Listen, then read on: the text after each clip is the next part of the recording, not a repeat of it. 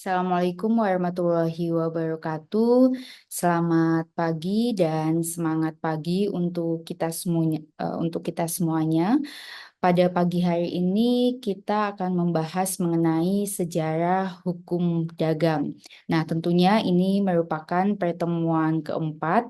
Sebelumnya kita sudah membahas terlebih dahulu bahwa hukum dagang ini merupakan bagian atau sub atau spesialis di bidang hukum perdata. Nah, mengenai sejarah hukum dagang, ini sejarah hukum dagang, ini sebetulnya hukum pedagang atau hukum dagang ini awalnya belum merupakan sebuah unifikasi. Dalam hal ini belum berlaku satu sistem hukum untuk seluruh daerah gitu ya. Karena berlakunya masih bersifat kedaerahan. Nah, pada zaman itu tiap-tiap daerah mempunyai hukum pedagang atau hukum dagang sendiri-sendiri yang tentunya berbeda satu dengan yang lainnya. Nah, kemudian karena disebabkan pesatnya perkembangan dalam dunia perdagangan dan erat hubungan antar daerah, ditambah dengan banyaknya konflik-konflik dagang yang kemudian menemui jalan buntu di masa itu, kemudian mendorong keinginan untuk membentuk satu kesatuan atau unifikasi di bidang perdagangan yang berlaku untuk setiap daerah. Di pertemuan ketiga, sebelumnya saya sudah membahas bahwa hukum dagang ini sudah mulai muncul di abad ke-16 atau mohon maaf di abad ke-17, yaitu kurang lebih di tahun 1600-an. Jadi memang pada saat itu perdagangan pun memang bentuknya masih amat sederhana gitu ya. Nah, walaupun kemudian akhirnya dibentuk unifikasi. Jadi sebelumnya setiap daerah atau setiap tempat ini memiliki hukum yang berbeda-beda. Namun sebagaimana disampaikan bahwa memang banyaknya konflik, kemudian menemui kebuntuan, akhirnya dibuat unifikasi di bidang hukum perdagangan. Nah, oleh karena itu, kita juga menyepakati dalam sejarah hukum dagang bisa dilihat bahwa untuk akhirnya disepakati adanya unifikasi, maka bila dilihat sejarah hukum dagang ini memang sangat erat gitu ya kaitannya dengan sejarah hukum dagang Belanda begitu ya, karena memang produknya juga kita lihat adalah produk kita masih menggunakan produk Belanda gitu ya atau BW, bahkan yang pada saat ini pun yang masih berlaku di tempat kita juga masih tinggalan produk Belanda. Nah, sejarah hukum dagang Belanda gitu ya, kalau kita lihat sejarah hukum dagang Belanda, ini tentu ada kaitannya dengan sejarah hukum Prancis. Nah, sedangkan sejarah hukum dagang Prancis tidak bisa dipisahkan dari hukum Romawi yang kemudian dikenal dengan Corpus Juris Civilis gitu ya, yang merupakan peninggalan Romawi yang terdiri dari 4 buku, yaitu buku pertama mengatur mengenai lembaga atau institusional. Nah, buku satu ini memuat tentang lembaga-lembaga yang ada pada masa Kekaisaran Romawi, termasuk di dalamnya Consules Mercatorum atau pengadilan untuk kaum pedagang. Kemudian untuk yang kedua yaitu Pandekta, buku dua ini memuat asas-asas atau adagium hukum seperti asas fakta sunt servanda, yaitu perjanjian harus ditepati, kemudian asas partai otonom, yaitu kebebasan berkontrak, kemudian unus testis nullus testis, yaitu satu saksi bukanlah saksi. Nah, ini adalah buku ketiga. Dan buku keempat, novelty, yaitu berisi karangan atau cerita. Nah, dalam artinya bahwa di sini buku keempat ini adalah cerita-cerita dalam hal tentu yang berkaitan dengan kasus-kasus hukum dagang gitu ya. Karena memang ini bahasa serapan ya, sehingga memang perlu pemahaman atau perlu untuk diartikan sebagaimana yang dimaksud. Nah, kemudian kalau kita membahas mengenai Prancis, maka pada abad ke-17 di Prancis, yaitu pada masa pemerintahan Raja Louis XIV, yaitu kurang lebih di 1643 sampai 1715, Raja Louis XIV ini kemudian memiliki seorang Perdana Menteri bernama Colbert yang kemudian memang dikenal gitu ya, sangat berkontribusi tinggi dalam perkembangan hukum. Nah, kodifikasi hukum dagang pertama ini memang dibuat pada 1673 yang kemudian dikenal dengan Ordonnance de Commerce gitu ya.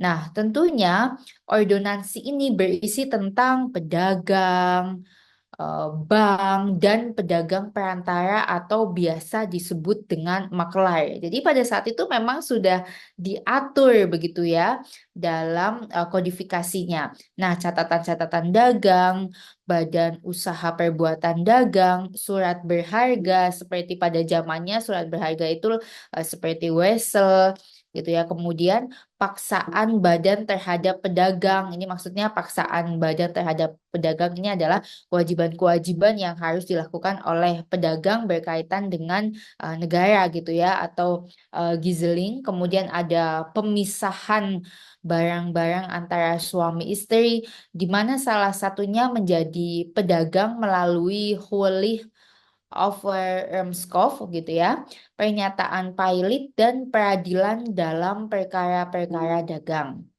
Nah, kemudian di Romawi ini ditemukan adanya sebuah pengadilan khusus bagi para pedagang yang dinamakan dengan Consuls Mercatorum gitu ya, yang kemudian oleh hukum dagang Prancis diambil sebagai namanya Judge of Consul. Nah, hakim-hakim di Consuls Mercaton ini diambil dari pedagang itu sendiri. Jadi bayangkan ketika memang hakimnya itu diambil dari pedagang itu sendiri yang memang ditujukan atau bertujuan agar memang memahami betul situasi dan case yang ada begitu ya.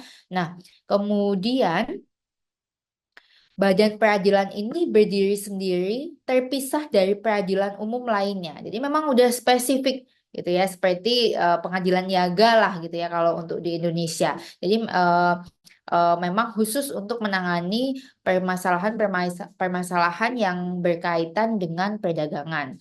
Nah, kemudian lembaga penyelesaian sengketa dagang ini mirip dengan arbitration atau pertama kali diperkenalkan di Amerika dan memang lebih populer diberlakukan saat ini dalam hubungan-hubungan dagang atau bisnis yang berskala internasional.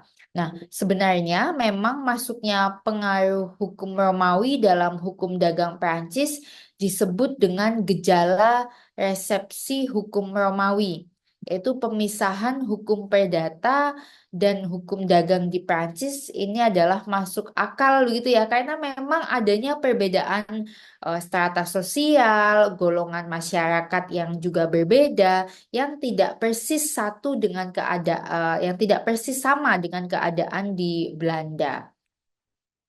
Kemudian kalau kita lihat di Belanda, tentunya Belanda sebagai negara jajahan bekas Prancis ya, ini kondisinya juga agak berbeda.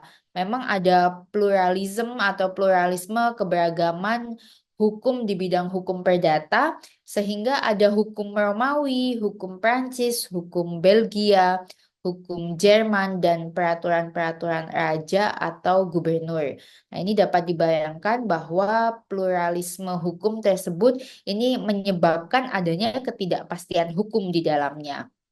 Nah, selain itu dalam usul KUHD Belanda 1820 Onsworm Camper 2 ini telah direncanakan sebuah KUHD yang terdiri dari 3 kitab, yaitu kemudian walaupun tidak di dalamnya tidak mengakui lagi adanya pengadilan istimewa yang menyelesaikan permasalahan-permasalahan khusus perdagangan.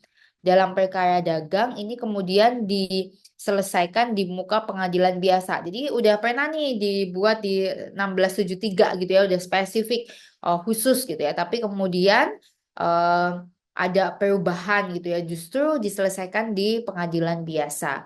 Kemudian dalam usul KUHD Belanda 1820 ini juga telah direncanakan sebuah KUHD yang terdiri dari 3 kitab, yang di dalamnya tidak mengakui lagi pengadilan istimewa yang menyelesaikan perkara yang timbul di bidang perdagangan dan perkara-perkara dagang itu untuk selanjutnya dilanjutkan atau diselesaikan di muka pengadilan.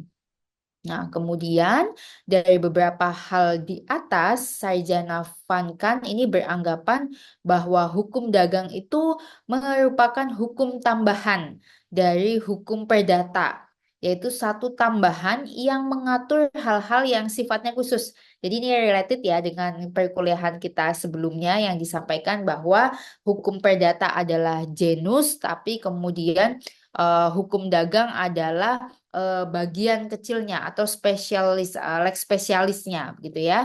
Nah, tentunya akibat adanya hukum dagang khusus bagi pedagang atau Koopman-Re, konsekuensinya hanya para pedagang saja yang bisa melakukan kegiatan dagang seperti mendirikan CV, firma gitu ya.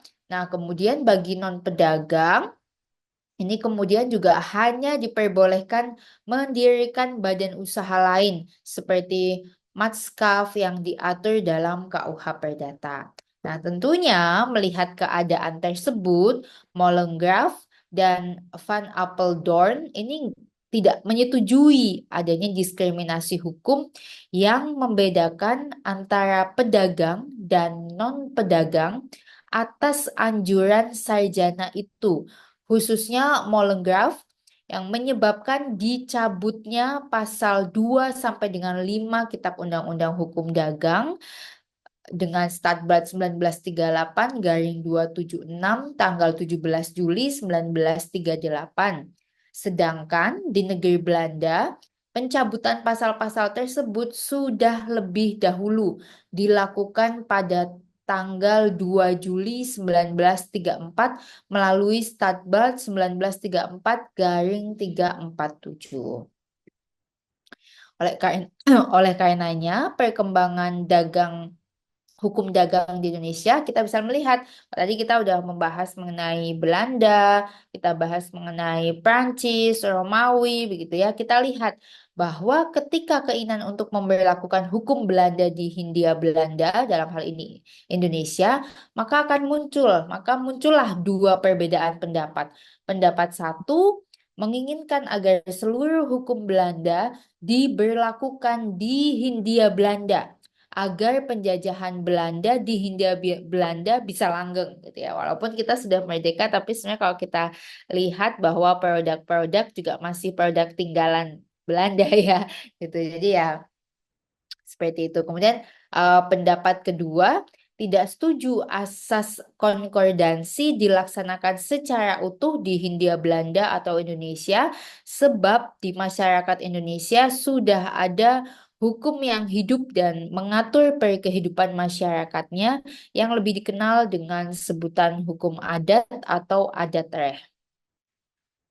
Nah, kenyataannya banyak sekali hukum Belanda atau dalam hal ini Eropa yang bertentangan dengan hukum asli orang Indonesia atau hukum adat gitu ya. Karena tadi bahkan di Belanda dan Prancis begitu pun memang beda tentu karena culture-nya, budayanya dan lain sebagainya menimbulkan adanya perbedaan hukum. Nah, namun demikian tidak ada larangan bagi orang Indonesia untuk menundukkan diri secara sukarela pada hukum Eropa. Nah, untuk mengakomodasi hal ini, tentu dibentuk lembaga tunduk sukarela, gitu ya. Nah, akhirnya berdasarkan asas konkordasi, kedua kodifikasi itu juga diberlakukan di Indonesia dengan nama Kitab Undang-Undang Hukum Perdata dan Kitab Undang-Undang Hukum Dagang atau KUHD. KUHD itu sendiri dipublikasikan pada 30 April 1847 dalam Statblad 1847-23 yang mulai berlaku pada tanggal 1 Mei 1848. Oke, terakhir tidak ada kenyamanan di hari tua bagi mereka yang malas di hari muda ya. Lagi-lagi ini adalah sebuah quotes gitu ya. Mudah-mudahan teman-teman mahasiswa bisa tetap bersemangat begitu ya, apapun keadaannya, apapun keterbatasannya, bahwa tidak ada kenyamanan di hari tua bagi mereka yang malas di hari muda. Baik, mudah-mudahan apabila ada komentar atau apabila ada pertanyaan, teman-teman bisa menanyakan di komen gitu ya, di link komen, dan kita akan bahas di kelas pada pertemuan selanjutnya. Dan terima kasih. Wassalamualaikum warahmatullahi wabarakatuh.